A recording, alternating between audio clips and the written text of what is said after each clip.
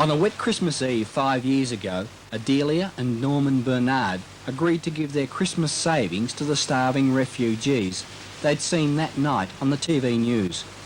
Adelia felt so strongly that she came to Aranya, a frontier town on the Thai-Cambodian border, to see how the money was being spent. 5 years later, her home is this weather-beaten outpost in the war zone, and the Cambodians, the people that nobody wants, are Adelia's people. It's what I want to do, and it's not enough to just put your hand into your pocket once and wash away the concerns for so many people. You can't do that. Seeing and knowing what's going on here in our backyard, how can I forget about it? I can't. She now rents an upstairs room and lives like a waif.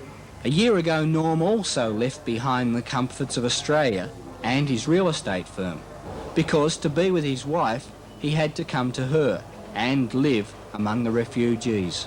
Being married to my wife, and when she gets carried away with, her vocation, whatever you call it, the tide takes you here, so you swim with it. So every day these Australian grandparents set off to coordinate aid for the Catholic Office for Emergency Refugee Relief. Today it's a mob of 90,000 who live in a camp 1 kilometre long by 1.5 kilometres wide. How are you? How are you? I'm watching. Oh, you're lovely. Good. And how is your burn? It is gone away. Oh, good. I'm happy to see that. I would just wish that every one of these kids had one day where, wouldn't she be beautiful in a pretty dress with her hair all washed and ribbons in her hair for one day of her life, one half day of her life. To remember. They deserve it. But she won't have it.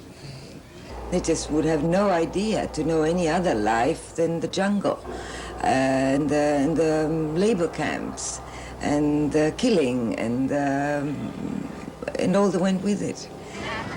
Being orphaned, being motherless, being fatherless, being hungry, never having seen a book or never having seen a toy, never knowing what it means to be a child with one day of happiness to remember in your whole life. This is one of a beautiful race of species, you know. She's not the almost extinct condor or the almost extinct whale. She's an almost extinct Khmer.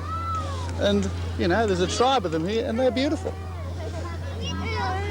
So I guess that's what it's all about with us to a large degree. In 1980, Adelia brought the first sewing machine from Bangkok.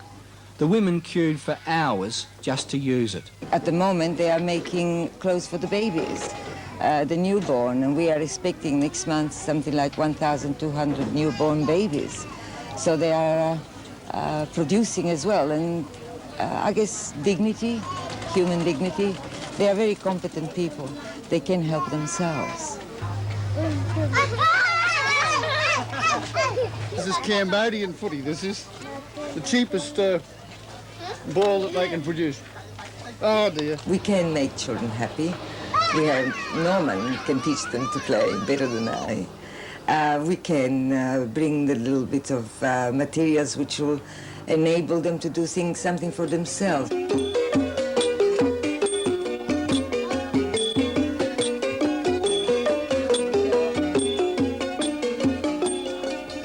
These members of the Cambodian National Orchestra fled the communist rule in Cambodia a fortnight ago to join friends in the camp. The music may be first class, but the conditions, particularly the hospital, are appalling. But as Adelia says, it's better than it was. Adrian, good mother. You feel like giving up when there seems to be a compounding of problems, the escalation of the situation. So you feel, what's the use of it? Year after year after year. But then you look at the people and you know you can't give up.